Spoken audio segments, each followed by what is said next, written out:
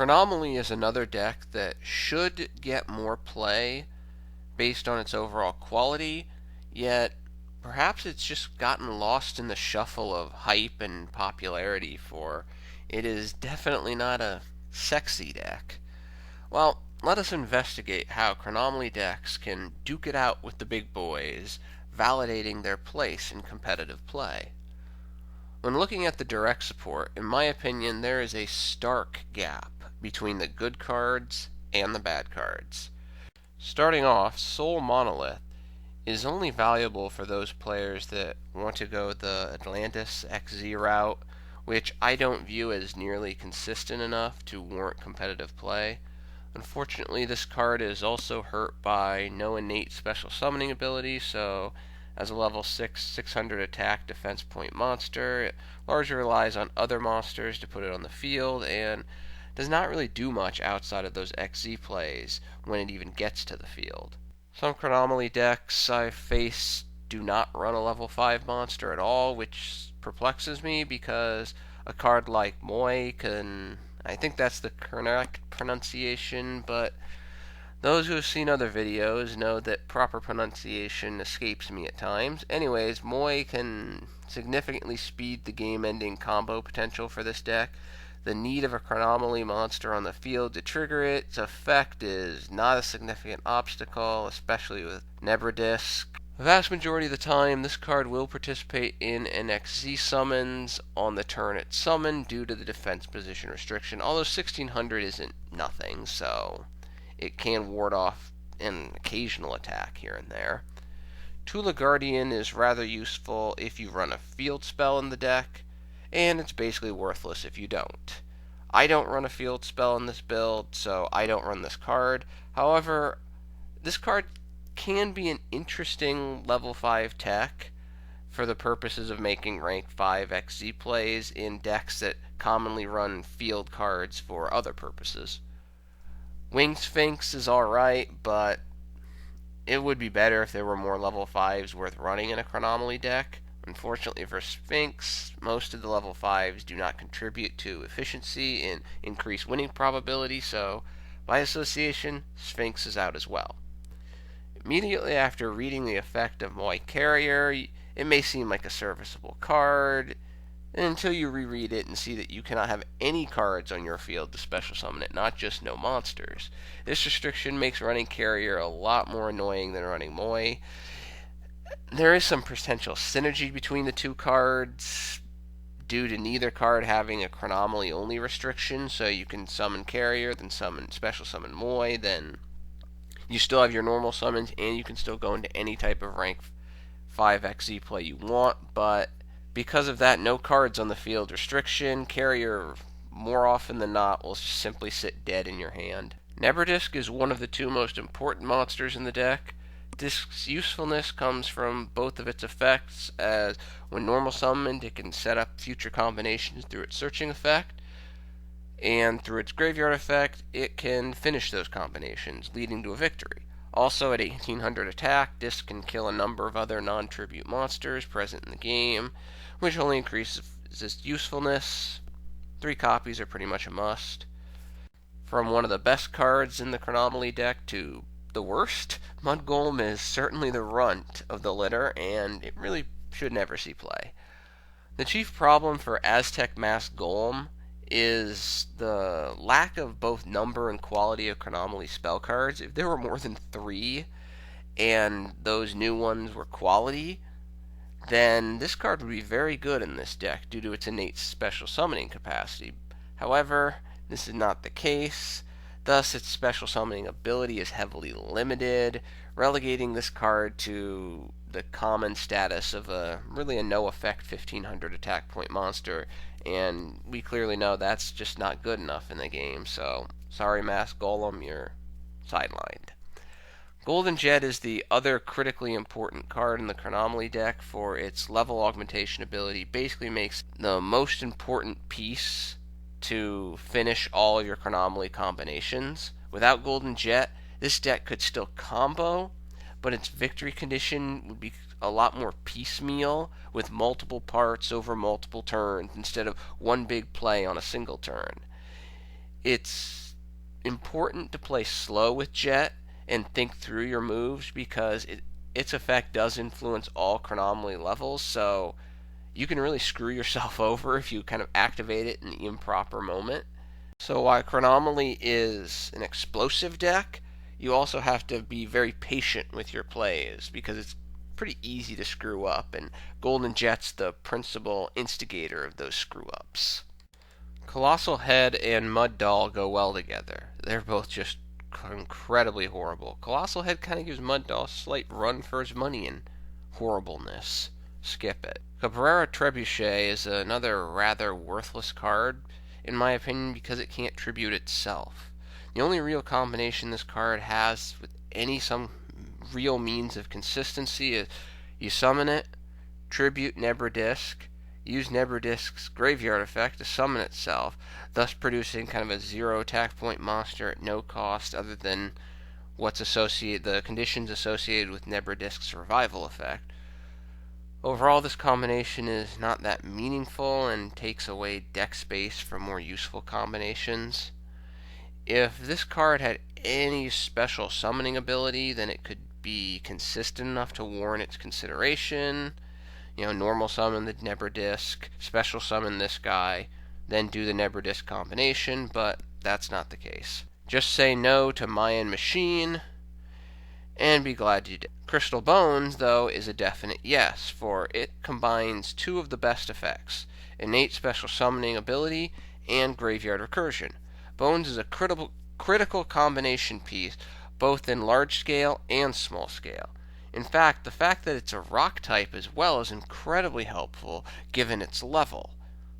Overall, there really is nothing to reasonably complain about when it comes to Crystal Bones. With that said, what type of awesome monster must the hybrid of Crystal Bones and Crystal Skull had been when it was actually a one-whole creature? Because similar to Crystal Bones, Crystal Skull is a fantastic card for this deck and a very useful combination piece. Skull is almost always the first card you search with Nebra Disc, so you can both thin your deck another card, search to set up your next turn combination, and get a fairly useful to be in the graveyard monster in Skull in the graveyard because it'll combo frequently with Bones. Although you can add the card from your graveyard, I can't really remember a time when I've actually done so. However, it's always nice that you have that possibility those rare occasions when it might crop up to be useful. Incidentally, I am actually harkening to my initial point with this card. I'm kind of surprised there is no fusion or synchro monster that was released to represent the original combined monster of Bones and Skull. Gordian Knot is probably the only real on-the-fence Chronomaly monster. Some people like it, some people don't. I reside in the former camp.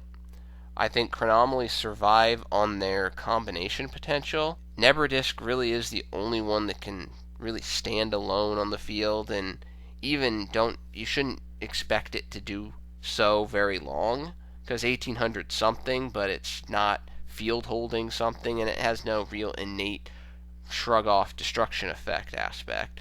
Knot helps feed this combination potential, for even though it can't fully help you set up the biggest Chronomaly combination, it can help set up numerous smaller combinations, which can help you positively advance your field. Therefore, I like to run 3 copies of Knot. I'm not really going to discuss Atlantis and its Chaos counterpart. I think the restrictions associated with their effects are a little too heavy for either to be run effectively. If Chronomaly had an effective means to produce kind of a burny, consistent deck, then these cards would be front and center. But right now it appears that a competitive Chronomaly burn deck is a bridge too far. Number 33, Machu Mech, and number 36, Chateau Huyuk, are both the two most important XZs in a Chronomaly deck, for they manage a number of combos, including the big OTK combo. While both are important, Machu Mech is rather useless outside of the combination most of the time, and with extra deck space at somewhat of a premium in this build, I only run one Machu Mech and two Chateau Huyuks in this because it has additional uses. It can hold the field much better than Mech can. The Crystal Chronomaly to break the quality streak for the Chronomaly Crystal monsters. Maybe this was supposed to be the combination between the skull and bones, and if so, boo. Boo. The whole is not even close to equal to the sum of the parts. There are too many restrictions on this card's effect for it to be considered good.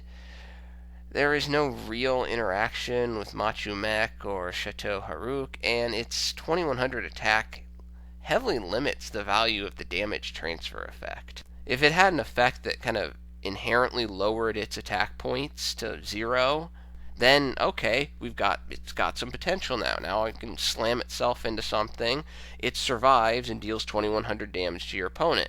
And obviously you would have had to put a Chronomaly only restriction on its summons for that, but that would have been much better and kind of fed into the theme of Chronomalies in the way their XZs work, but for some reason this just kind of too generic. Finally, moving on to the Chronomaly direct support spells and traps. In my opinion, technology it's a bad card because there's really nothing you can combo it with that's not rather convoluted, which leads to the question, why am I running this combo in the first place? Basically, you're just giving up too much for a Chronomaly card in the graveyard, and while that's not necessarily a bad thing because of Crystal Bones' effect, this card does very little to actually help you begin or finish a combo. Pyramid Eye Tablet is a nice card. For 800 attack points goes a long way. But the problem with this card is that Chronomalies are an XZ combo deck that controls the flow of the opponent's ability to act. Therefore, running this card means creating a trade-off between speed and that increase in attack power that might not last very long depending on what your opponent's resources are. They might MST it the second you put it on the field. The one advantage of this card is that it can be searched via Nebra Disc's effect, so it's not like you have to hope that you draw it into your hand. You can get it much more quickly. There's a lot more efficiency associated with this card, so that eliminates some of the uncertainty associated with its use. But it will cost you that Nebra Disc search, which hurts your combo speed. So the thing with Pyramid Eye Tablet is it's a viable option, but I prefer to have the speed aspect of the combo more than the increase in attack power, because Pyramid Eye can help you solidify those finishing combinations, but it's not necessary to do so. Chronomaly City Babylon is a timing card. In early game to mid game, it's horrible, especially since most of the monsters in the graveyard are either going to be Nebra Disc or quality Crystal Bones targets, heavily limiting its ability to help combo potential. Late in the game, Babylon is better, but because of the level association, its only real strength is making rank 4 plays and maybe some rank 5 plays in combination with Jet's level augmentation effect. Personally, I'm not a fan of this card because of its lack of consistency, so I don't run it. Obviously, not running Babylon or any other field card is the central reason why I don't run Tula Guardian either. Stonehenge Method is a quality card, and I really don't have a good reason for not running it outside of the fact that there are just some better, more generic cards that can be used to advance the win condition. I think the big problem with methods is the big OTK combo focuses more on effects activating from the hand, which method bypasses. You don't want to use method to summon a bones. You want to keep those bones in your hand. For the non-Chronomaly monsters, I simply run 2 effect Veilers for both the synchro capacity, as with the effect of Nebra Disc, Crystal Bones, and Maoi, it's rather easy to get a high-level synchro on the field, remembering, of course, the restrictions born from Nebra Disc. And monster effect negation is frequently useful. Moving on to the spells, I run what I feel are the staples: 1 Raigeki, 1 Book of Moon, 1 Soul Charge, and 2 Dark Holes. Now, some people might say, well, the dark holes seem a little counterintuitive to the big OTK combo, and while you could say, yeah, that's true, there are certain times where cards aren't going your way and you need that field clearance. So I think dark holes provide a nice benefit in that context, because field clearance is almost always good. I also run 3 copies of Upstart Goblin. Now, some may view the use of Upstart Goblin as problematic to the OTK potential of the deck, and in an isolated view, such a feeling is correct. However, as I've been kind of stressing, the most important element to a Chronomaly deck is getting into the necessary combination flow, that speed, which is aided by Upstart Goblin. The fact that number 36 retains its attack capacity after using its effect makes Upstart's inclusion in this deck more viable to retaining the OTK. And even if you don't get the OTK out of the big combination, you're going to hurt your opponent so much, and the control potential of 36 and 33 are to the point that it's going to be, your opponent's going to have some really nice resources in hand to get out of it anyways. Basically, with Upstart Goblin, I see it as you're increasing your winning probability by slightly, although you're slightly decreasing your OTK probability. I also run 3 copies of Forbidden Lance. For one of the worst things to happen for a Chronomaly deck is to get the number 33, get the number 36 on the field, get ready to start your OTK, and then your opponent flips over a Fiendish Chain, or flips over a Ring of Destruction, or flips over a Breakthrough Skill that smashes your combo to pieces. Lance limits the ability of your opponent to prevent the combination from finishing. If the opponent activates a Veiler, I'll just say dang and move on. Hopefully you'll pull off your OTK next turn. Finally, I run 2 Mystical Space Typhoons for obvious reasons. Closing with the traps, I run 4 of what I feel are the major staples: 1 Torrential, 1 Bottomless, 1 Solemn Warning, and 1 Ring of Destruction. I run Ring over Compulse because the lingering damage potential of this deck, for it's very easy to hit the opponent for 6,000 to 7,500 damage, so Ring can cover the remainder of that damage in a lot of situations. I also run the quasi-staple Vanity's Emptiness because Chronomalies have some nasty field control ability through their XZs, and they can handle your opponent's normal summons, typically by themselves. Finally, I run 2 copies of Call of the Haunted to increase that combo potential. You don't want to just rely on Nebra Disc's self-recursion ability. If you can get that extra Call of the Haunted, you can increase combo potential and increase victory probability.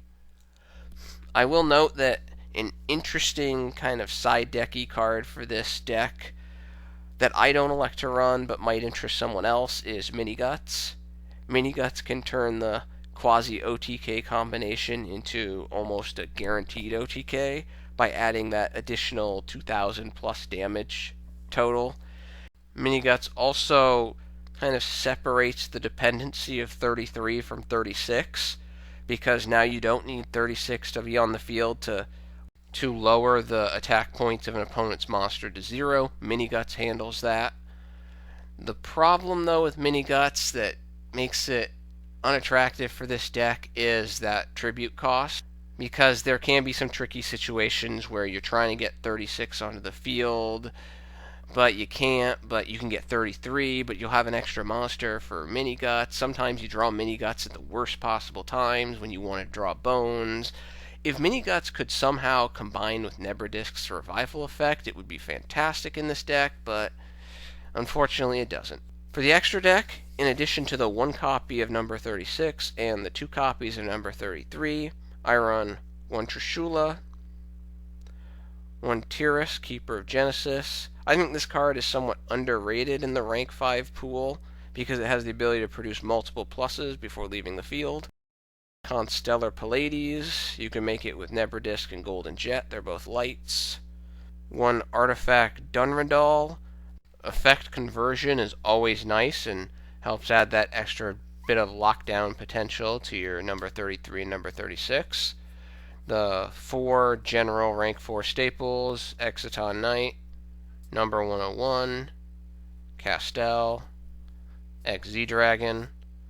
Obviously, in a deck that has a lot of potential to manipulate attack power, you gotta run the number 103 Ragna Zero. I run one Gaga Cowboy, because again, you're gonna hit those combos typically for 6,000 to upper 8,000s, and sometimes you're gonna be lacking, so you want to put that Cowboy together to finish it. And I run two Gorgonic Guardians. The fact that this card can be made so easily through those crystal monsters, Bones and Skull, makes this deck even nastier. And this card's also one of the main reasons I run Gordian Knot. Because you can pull if you don't want to search with Skull and you have a Knot, use the Knot, special summon the Skull, make a Guardian, lock down your opponent's monster effects. Alright, for those who are unfamiliar with the big quasi-OTK combination I've been talking about all this time for how to achieve it, here it is. Reading the effects of number 33 and number 36, the goal is to get both on the field at the same time. Then activate number 36's effect, target the opponent's monster with the highest attack, lowering it to 0. Next, you target the same monster with the effect of number 33, which will inflict damage to the opponent equal to the original attack of the targeted monster, and add that same amount to number 33's attack. Finally, you attack the targeted monster with number 33 for massive damage. If that amount is not enough, you can typically finish the duel by following up with an attack from number 36, because it's sitting there, probably in attack mode with 2,000 attack points itself. The magic number of attack points for OTKing the opponent when he or she has 8,000 life points, and let's just say a single monster on the field, is 1,800. For example, suppose your opponent only has a Ghost Destroyer on the field. Number 36 lowers its 1,800 attack to 0. Number 33 inflicts 1,800 effect damage, then increases its own attack points from 2,400 to 4,200. 2,400 plus 1,800. Number 33 then attacks the 0 attack point Ghost Destroyer, inflicting 4,200 damage, and number 36 then attacks directly for 2,000 damage, and the game. 1,800 plus 4,200 plus 2,000. 8,000. Some people report the magic number being 2,700 attack points for the opponent's monster, but that statement forgets about the 2,000 potential damage from number 36. So how is this setup normally achieved? The combo can occur in as little as 2 turns. The easiest and most effective way to produce that combo is open with Nebra Disc and one either Crystal Bones, Crystal Skull, or Golden Jet. Normal summon the Nebra Disc, search for Crystal Skull if it's not already in hand, then use Crystal Skull's effect to search for either Golden Jet or Crystal Bones. If neither one is in hand, then you need to gauge whether you want to summon Gorgonic Guardian next turn or a rank 4 or rank 5 play. After the first turn, if you're set up for the combo, you should have at least one Nebra Disc on the field, one Crystal Skull in the graveyard, and a Golden Jet and a Crystal Bones in hand. During the next turn, assuming Nebra Disc had been sent to the graveyard, you should have no monsters in the field, and your opponent has something on his or her field. Special summon the Crystal Bones, use its effect, special summon the Crystal Skull from the graveyard, giving you 2 level 3 monsters. Then, special summon Nebra Disc with its effect from the graveyard, and normal summon Golden Jet. Now you have 2 level 3s and 2 level 4 monsters. Use Golden Jet's ability to add 1 level to all 4 monsters. Now you'll have 2 level 4 and 2 level 5 monsters. Then proceed to summon one number 33 and one number 36, and proceed. This isn't the only way to set up the combo. Sometimes it'll involve multiple turns, and sometimes it'll involve special summoning Maoi from hand. I think the critical point to remember is you have to recall Nebra Disc's effect. You cannot activate any other effects other than Chronomaly effects on the turn if you want to bring Nebra Disc back from the graveyard. So don't say, oh, well, I have an MST in my hand, he's got a face down, I'm going to use my MST, then I'll pull off the combination. Well, you won't be able to pull off the combination because you won't be able to use Nebra Disc's revival effect if you activate that MST. With Vanity's Emptiness only at 1, Chronomalies probably should see more play because their ability for field control using Gordian, number 33, number 103, you have access to Artifact Durendal. It's very strong. You typically can get something on the field that can negate something your opponent can do. So it's very highly competitive. Combos that can be carried out over multiple turns. It's also, the deck is quick. Typically, you're going to move very quickly into your deck. You're not going to wait for your combinations. Really, the only real explanation for the lack of play for Chronomalies, because clearly they're not tier 1, but they're not tier 5 either. They're a solid deck, and they're fun to play. So the only explanation I can really get for their lack of play is just people don't realize how dangerous the deck can be, and it doesn't have almost that popularity sexy factor. It's kind of a vanilla type feel. Although it's fun to play, when you look at it from the outside looking in, it kind of seems vanilla-y. Well, that's my Chronomaly deck. Thank you for your attention and your time. I'm out.